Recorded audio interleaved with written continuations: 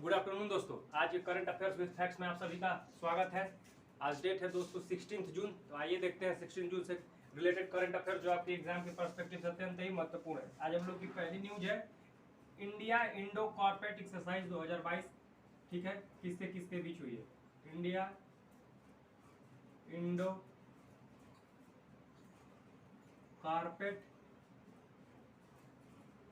Exercise 2022। ठीक है, सबसे पहले यह किसके किसके बीच हुई है? इंडिया और इंडोनेशिया के बीच में हुई है। ठीक है, किसके किसके बीच में हुई है? सर्वप्रथम यह पूछेगा किसके किस में बीच में हुई है, तो याद रखिएगा इंडिया और इंडोनेशिया के बीच में हुई है। कहाँ हुई है? कहाँ पर हुई है? अंडमान सागर और मलक्का स्ट्रेट में। ठीक है, अंडमान सागर और मलक्का स्ट्रेट में हुई है।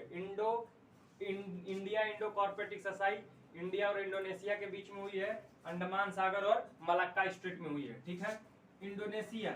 ठीक है, इंडोनेशिया की अभी नई कैपिटल बनी है नुसंतारा। नुसंतारा। ठीक है, पहले कौन सी थी?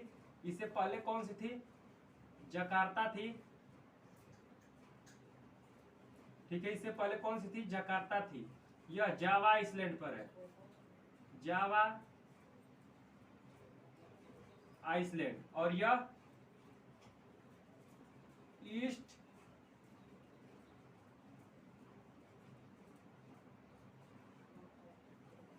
ईस्ट कलिमंतर आइसलैंड पर कौन है? नुसंतारा। इंडोनेशिया कहाँ है? जकार्ता। इंडोनेशिया की पहले कैपिटल कौन सी थी? इंडोनेशिया की पहले कैपिटल जकार्ता थी, जो कि जावा आइसलैंड पर थी। ठीक है, लेकिन इस समय जो प्रेजेंट में बनी है वो वहां वो किस आइसलैंड पर है?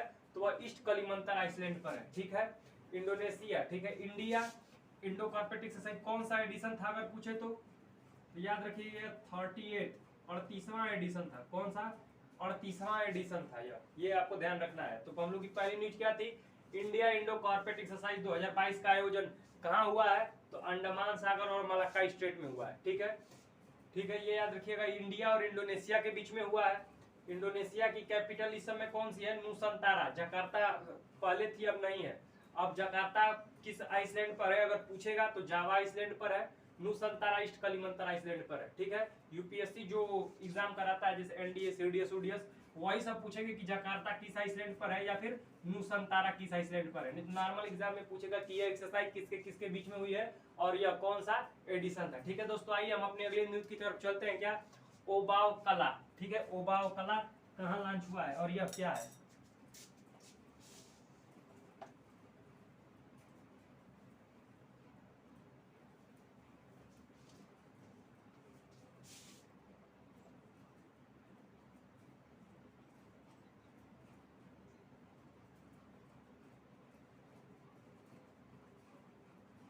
कहाँ लॉन्च हुई है? पहले तो ये कर्नाटका सरकार द्वारा शुरू की गई है। कहाँ? कर्नाटका में। कहाँ शुरू की गई है? तो ये आपको याद रखना, ओबाव कला शुरू किया गया है कर्नाटका में। ठीक है, यह क्या है? तो यह ओबाव कला क्या है? तो यह महिलाओं को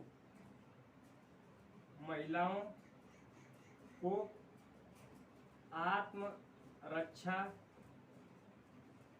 का प्रशिक्षण कार्यक्रम है। ये याद रखिएगा क्या है? यह महिलाओं को आत्मरक्षा का प्रशिक्षण कार्यक्रम है। मतलब ओबाव कला के तहत महिलाओं को आत्मरक्षा के प्रशिक्षण सिखाए जाएंगे। ठीक है, ओबाव कला के तहत। ठीक है, कारण क्या है इसके लॉन्च करने का? जो महिलाओं के प्रति दुर्व्यवहार और अत्याचार हो रहे हैं उनको रोकना। ठीक है, ठीक है, इनका मुख्य उद्देश्य क्या है? दुर्व्यवहार और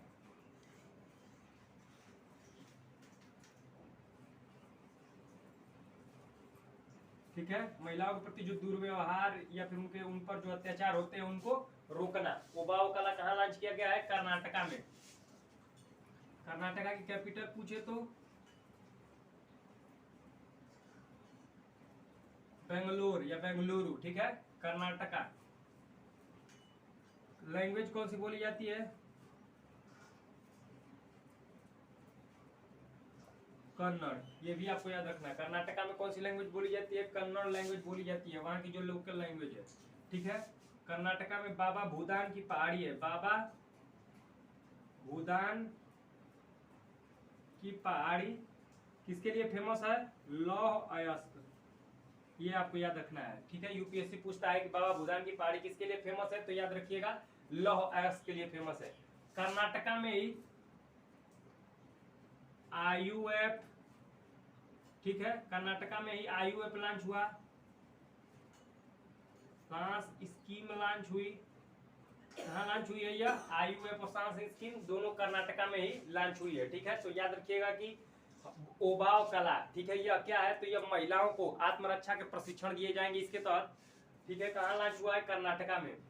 क्यों लॉन्च किया गया है? कि महिलाओं के प्रति जो दुर्व्यवहार या अत्याचार हो रहे हैं उनको रोका जा सके, महिलाएं जो होता है वो सेल्फ डिफेंस सीख सकें, ठीक है। अगली कैपिटल क्या है? बेंगलुरु। लैंग्वेज कौन सी बोली जाती है? कन्नड़। वेस्टर्न घाट पे पड़ता है ये। बाबा भूदान की पहाड़ी यहीं पर है जो कि लौह अयस्क के लिए फेमस है। आईयूएफ और सांस स्कीम दोनों यहीं पे लॉन्च हुआ है, ठीक है। ये हम अपने अगली न्यूज की तरफ चलते हैं। क्या? धोरेरा ग्रीनफील्ड एयरपोर्ट, ठीक है, कहाँ बनने की तैयारी चल रही है इसकी?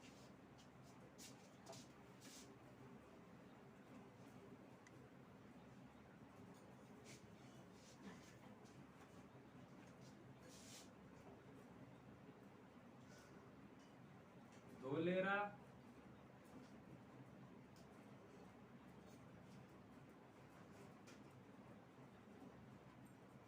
ठीक है। सिर्फ पूछेगा कि धोलेरा ग्रीनफील्ड एयरपोर्ट कहाँ बन रहा है, ये आपको याद रखना है। ये बन कहाँ रहा है? गुजरात में, ये आपको ध्यान रखना है। या फिर ऐसे पूछेगा कि हाल ही में धोलेरा ग्रीनफील्ड एयरपोर्ट जो होता है न्यूज में था, यह कहाँ स्थित है, ठीक है। तो याद रखिएगा यह कहाँ है? गुजरात में। कहाँ है? गुजरात में। गुजरात से पूछेगा दोस्तों तो एक क्वेश्चन जरूर पूछेगा कि गुजरात भारत का फर्स्ट स्टेट हुआ है क्या? फर्स्ट स्टेट हुआ है जिसने ड्रोन के माध्यम से, गुजरात फर्स्ट स्टेट हुआ है जिसने ड्रोन के माध्यम से, ठीक है, पोस्ट जो पहले पोस्ट पहुंचाया जाता था वो डाकिया पहुंचाता था, पोस्टमैन, लेकिन अब ड्रोन के माध्यम से पोस्ट को पहुंचाया।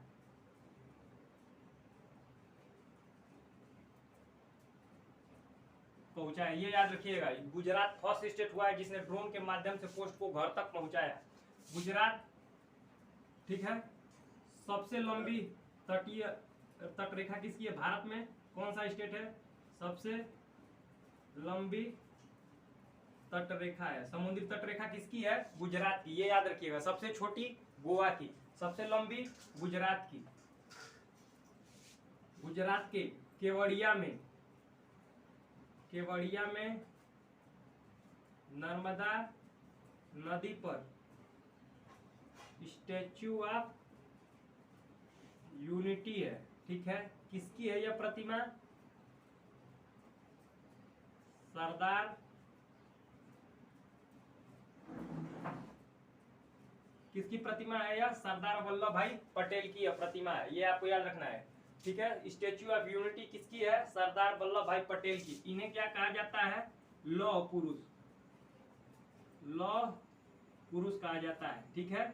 इन्हें बिस्मार्क ऑफ इंडिया भी कहा जाता है। क्या?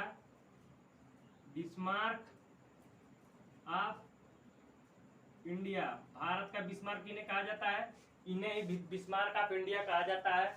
ये हमारे फर्स्ट होम मिनिस्टर थे।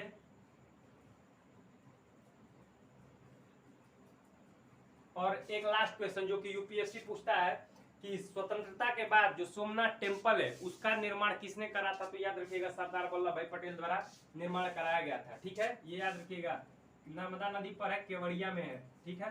तो ये रहे गुजरात क्यों न्यूज में थी? गुजरात न्यूज में इसलिए थी कि धोलेरा ग्रीनफील्ड एयरपोर्ट कहाँ बन रहा है? गुजरात में बन रहा है। सबसे लंबी तटरेखा इसी की है। सबसे पश्चिमी बिंदु अगर पूछे तो याद रखिएगा कौन सा है? सरक्रीक है, सरक्रीक है। भारत का सबसे पश्चिमी स्टेट पूछे तो यही है, और सबसे पश्चिमी बिंदु पूछे तो सरक्रीक, सरक्रीक या सरसोता, ये आपको याद रखना है। क्या? सरक्रीक है या सरसोता, सबसे पश्चिमी बिंदु, सबसे पश्चिमी पॉइंट, ठीक है। आइए हम अपने अगले न्यूज की तरफ चलते हैं। क्या? सुरक्षा मित्र प्रोजेक्ट, ठीक है। सुरक्षा मित्र प्रोजेक्ट क्या है। ठीक है, आइए उसके बारे में देखते हैं कि सुरक्षा मित्र प्रोजेक्ट क्या है और कहाँ लॉन्च किया गया है।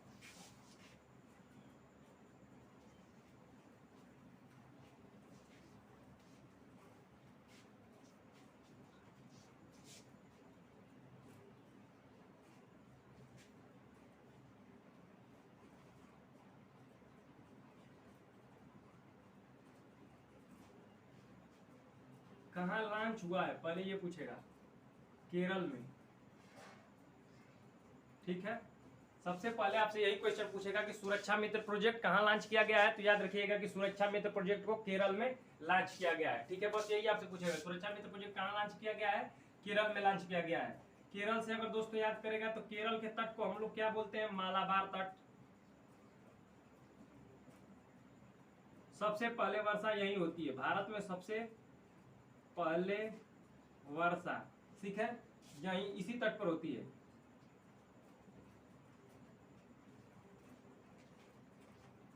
किसे, दक्षिणी पश्चिमी मानसून से। ठीक है, किससे, दक्षिणी पश्चिमी मानसून से सबसे पहले वर्षा कहाँ होती है, तो केरल के मालाबार तट पर ही होती है, ये हमें याद रखना है। केरल में 1498 ईस्वी में वास्को डिगामा आया था। वास्को डिगामा कौन आया था, 1498 ईस्वी में केरल में कौन आया था, वास्को डिगामा आया था। पूछे कहाँ आया था, कालीकट बंदरगाह पर, कालीकट पोर्ट पर। कहाँ आया था, कालीकट पोर्ट पर आया था। वास्को डिगामा कहाँ आया था 1498 ईस्वी में, 1498 ईस्वी में वास्को डिगामा कहाँ आया था, कालीकट पोर्ट पर। अगर आपसे पूछे कि केरल की सबसे ऊंची चोटी कौन है, अनाईमुड़ी।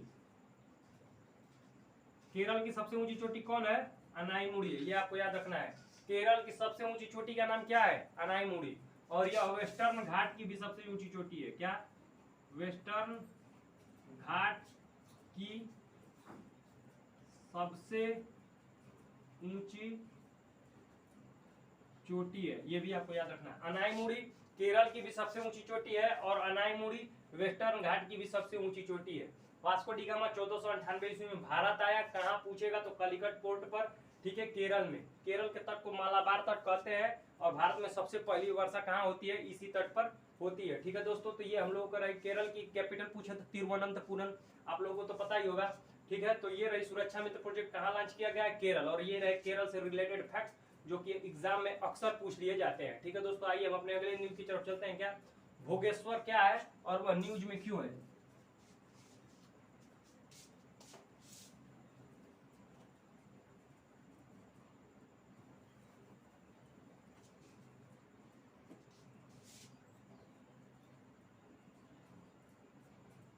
ठीक है, भोगेश्वर क्या है तो याद रखिएगा पहले कि यह एक हाथी है।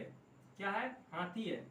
क्यों न्यूज में है, याद रखिएगा क्योंकि यह एशिया का सबसे लंबी दांत वाला हाथी है, इसका दांत सबसे लंबा था। ठीक है, सबसे लंबी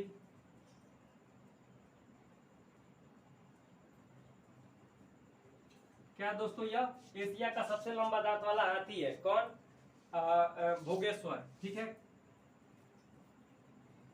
कर्नाटका में, कहा है दोस्तों, कर्नाटका में था, ये मर चुका है। न्यूज में क्यों है, क्योंकि इसकी डेथ हो चुकी है।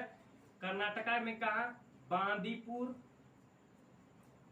टाइगर रिजर्व में, ये याद रखिएगा। ठीक है, बांदीपुर टाइगर रिजर्व में, कर्नाटका के बांदीपुर टाइगर रिजर्व में था और इसकी क्या हो चुकी है दोस्तों, और इसकी मृत्यु हो चुकी है। सबसे बड़ा, सबसे बेहतरीन क्वेश्चन यही है कि एशिया का सबसे लंबा दांत वाला हाथी कौन सा था, भोगेश्वर हाथी था, जो कि कर्नाटका के बांदीपुर टाइगर रिजर्व में था। ये तो दोस्तों यूपीएससी एनडीए सीडीएस वाले पूछेंगे कि बांदीपुर टाइगर रिजर्व अभी जो होता है न्यूज में था, क्यों था, तो ऑप्शन दे दिया जाएगा क्योंकि सबसे लंबी दांत वाला हाथी जो होता है वहां पे एक्सपायर किया गया है। फिर ऑप्शन दे देंगे उसका नाम भोगेश्वर था, बोलेंगे एक सही है, दो सही है, तीन चार ऑप्शन दे देंगे और बोलेंगे एक सही है, दो सही है, तीन सही है, या तीनों गलत हैं, एक या दो सही है, एक या तीन सही है। तो आपको ये ध्यान रखना होगा कि भोगेश्वर एक हाथी था, सबसे लंबी दांत वाला हाथी था एशिया का। ठीक है, कर्नाटका में कहाँ मरा है वो, कर्नाटका में, किसमें, बांदीपुर टाइगर रिजर्व में। ठीक है, आइए दोस्तों हम अपने अगली न्यूज की तरफ चलते हैं। क्या, मैंगो फेस्टिवल। ठीक है, मैंगो फेस्टिवल इस समय चल रहा है, देखते हैं कि इसका आयोजन कहाँ किया गया है। ठीक है,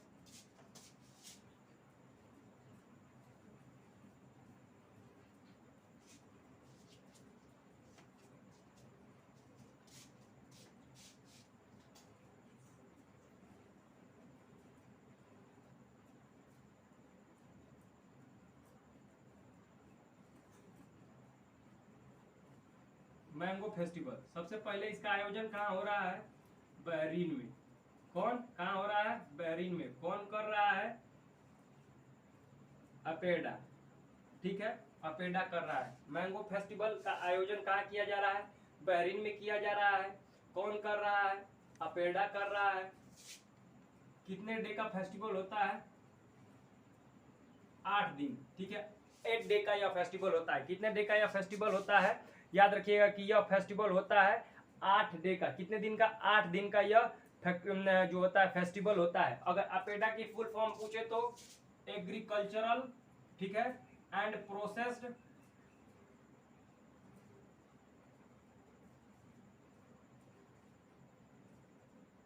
agricultural and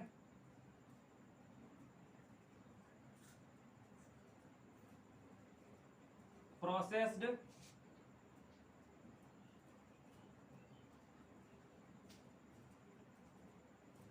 food product export development authority. ठीक है, क्या होता है? अगर एपेडा की फुल फॉर्म पूछे तो एपेडा की फुल फॉर्म होती है agricultural and processed food product export development authority. ठीक है, अथॉरिटी इसकी फुल फॉर्म होती है। बना कब था? तो एपेडा एक्ट आया था कब? 1985 में। ठीक है, 1985 में इसकी स्टेब्लिशमेंट हो गई थी। कार्यरत कब हुआ? कार्य करना शुरू कब हुआ? 1986 से यह कार्यरत हुआ। स्टेब्लिशमेंट कब हुआ? एक्ट कब आया था? 1985 में इसका स्टेब्लिशमेंट हुआ था, परंतु कार्य करना शुरू किया गया था 1986 में। अगर इसका हेडक्वार्टर पूछे, हेडक्वार्टर कहाँ है? दिल्ली। हेडक्वार्टर कहाँ है इसका? तो इसका हेडक्वार्टर है दिल्ली। ठीक है, तो मैंगो फेस्टिवल कहाँ आयोजित किया गया है? बहरीन में हो रहा है। किसके द्वारा किया गया है? अपेडा द्वारा। कितने दिन का फेस्टिवल है यह? 8 डे का, 8 दिन का यह फेस्टिवल है। अपेडा की फुल फॉर्म अगर पूछे तो agricultural and processed food products export development authority. ठीक है, इसकी स्टेब्लिशमेंट कब हुई थी? तो अपेडा 1985 में इसकी स्टेब्लिशमेंट की गई थी। कार्यरत कब हुआ था? तो 1986 में। 19 हेडक्वार्टर कहाँ है? तो इसका हेडक्वार्टर कहाँ है दोस्तों? तो दिल्ली में इसका हेडक्वार्टर है। आइए अगली न्यूज की तरफ चलते हैं हम। Web finding application. ठीक है, अभी अभी एमओयू पर हस्ताक्षर हुआ है। कहाँ हुआ है?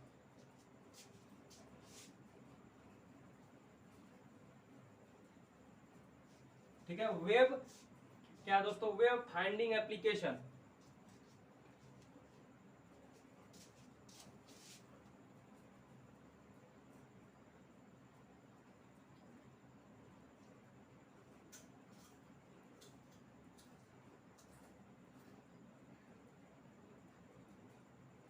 ठीक है, इसके लिए किसके किसके बीच में समझौता हुआ है?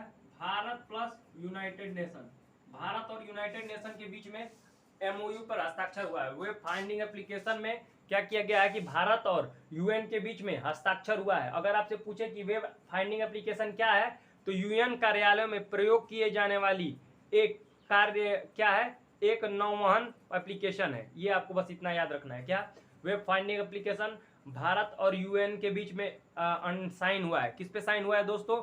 भारत और यूएन के बीच में एमओयू पर साइन हुआ है कि हम दोनों मिलकर विकसित करेंगे। ठीक है, ठीक है। अगर बोला जाए कि किसके द्वारा यह किया जा रहा है, मतलब कौन इसको क्या होता है दोस्तों बनाएगा, तो सी डॉट।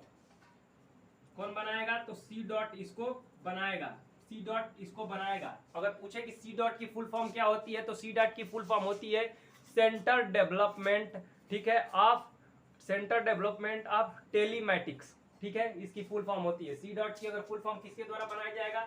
सी डॉट द्वारा बनाया जाएगा। फुल फॉर्म पूछे तो सेंटर डेवलपमेंट ऑफ टेलीमैटिक्स। किसके द्वारा? सेंटर डेवलपमेंट ऑफ टेलीमैटिक्स द्वारा इसको बनाया जाएगा वेब फाइंडिंग एप्लीकेशन को। ठीक है, क्या होता है कि यूएन कार्यालय में नौवहन की कार्य को सुचारू रूप से करना। ठीक है, इसका उद्देश्य है। वेब फाइंडिंग एप्लीकेशन एमओयू पर साइन हुआ है भारत और यूएन के बीच। ठीक है, एमओयू मतलब मेमोरेंडम ऑफ अंडरस्टैंडिंग। ठीक है, सी डॉट द्वारा इसको बनाया जाएगा। सेंटर डेवलपमेंट ऑफ टेलीमैटिक्स द्वारा इसको बनाया जाएगा। आइए देखते हैं अगली न्यूज। गंगम्मा यात्रा। ठीक है, कहाँ होता है? क्या होता है? कहाँ? गंगम्मा यात्रा कहाँ आयोजित होता है?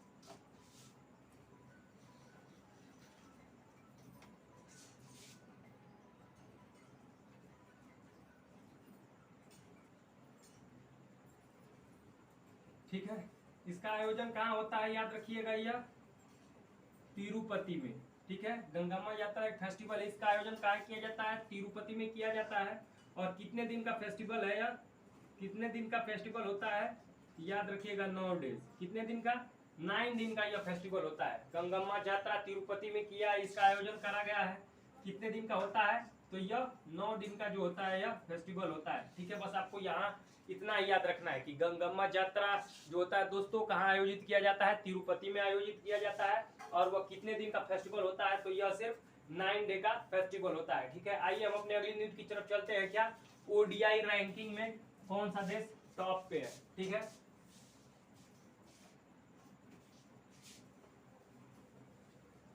ओडीआई रैंकिंग आई है। ठीक है, अभी अभी ओडीआई रैंकिंग आई है, तो देखते हैं कि कौन सा कंट्री जो होता है दोस्तों टॉप पे है वनडे में।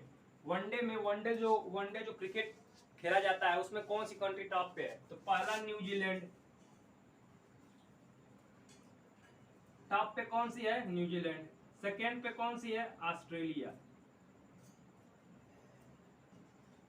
सेकेंड पे कौन सी है याद रखिएगा। अगर पूछे कि फर्स्ट पे कौन सी है, तो ये आपको याद रखना है कि न्यूजीलैंड है। सेकेंड पे कौन सी है, तो सेकेंड पे दोस्तों क्या है, इंग्लैंड है, इंग्लैंड है। थर्ड पे ऑस्ट्रेलिया है दोस्तों, थर्ड पे ऑस्ट्रेलिया है।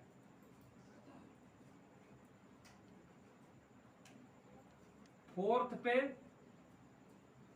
पाकिस्तान है, और फिफ्थ पे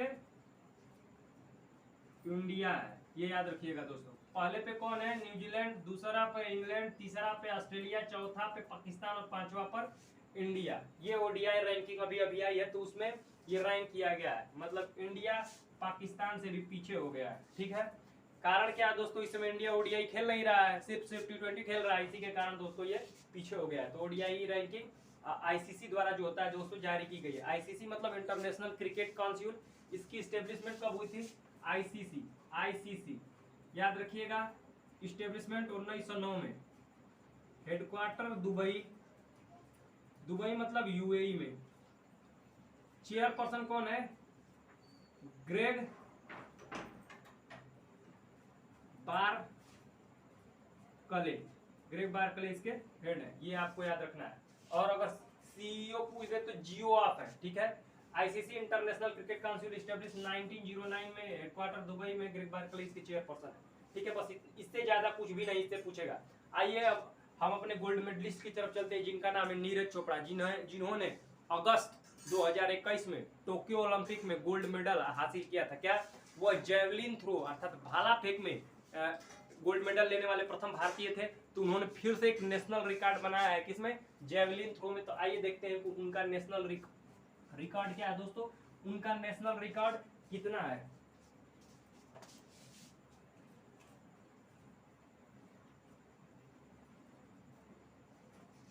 नीरज चोपड़ा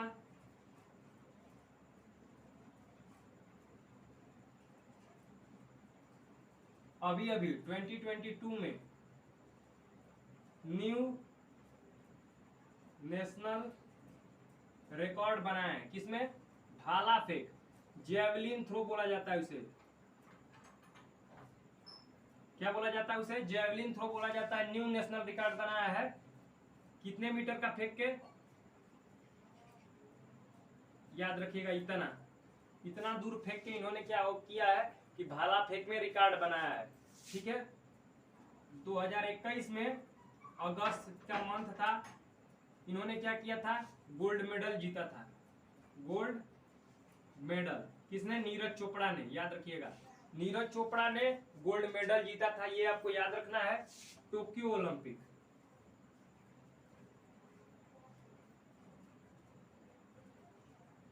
किसमें, टोक्यो ओलंपिक में। ये जेवलिन थ्रो में जीतने वाले प्रथम भारतीय थे। क्या है, फर्स्ट इंडियन थे।